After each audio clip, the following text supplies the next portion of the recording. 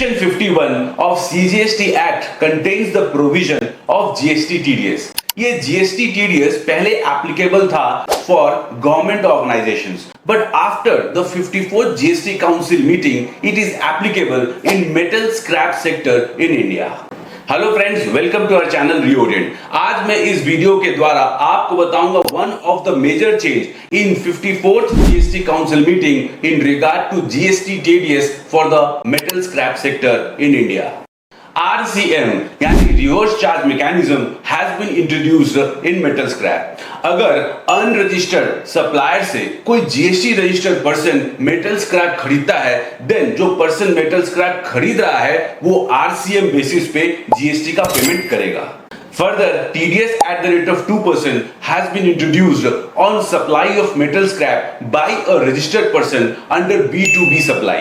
आइए इस चार्ट के द्वारा समझते हैं वेरियस सिचुएशंस को। आपके स्क्रीन पे एक चार्ट दिख रहा है। इस चार्ट में मैंने शो किया है sale of metal scrap by number 1 GST registered dealer and number 2 unregistered dealer.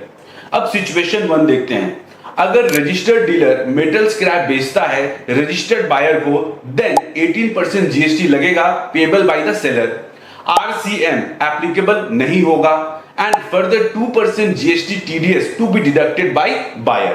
Situation 2, अगर रजिस्टर्ड डीलर मेटल स्क्रैप बेचता है अनरजिस्टर्ड बायर को, देन 18% जीएसटी देना होगा, सेलर पेमेंट करेगा। इसमें RCM एप्लीकेबल नहीं है एंड इसमें जीएसटी टीडीएस भी एप्लीकेबल नहीं है।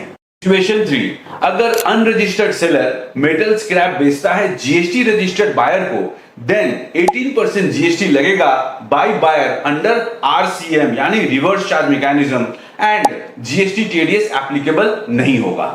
सिचुएशन नंबर 4, अगर अनरजिस्टर्ड सेलर मेटल स्क्रैप बेचता है अनरजिस्टर्ड बायर को, then in this case no GST is applicable and no GST TDS is applicable. GST TDS तभी एप्लीकेबल होगा अगर contract value is more than 2.5 lakh.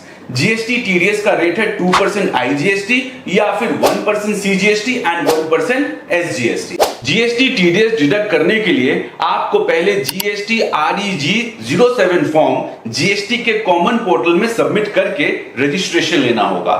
जो टीडीएस आप deduct करेंगे वो गवर्नमेंट के खाते में with in 10th of the next month जमा करवा देना होगा।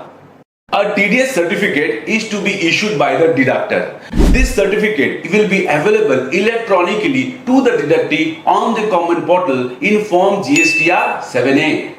GST TDS will be credited in the electronic cash ledger of the deductee and it is equivalent to cash deposit in the electronic cash ledger. आपको ये content informative लगा होगा। इस type के कंटेंट्स और देखने के लिए और अपडेटेड रहने के लिए आप हमारे चैनल को फॉलो करें और सब्सक्राइब करना न भूलें। धन्यवाद।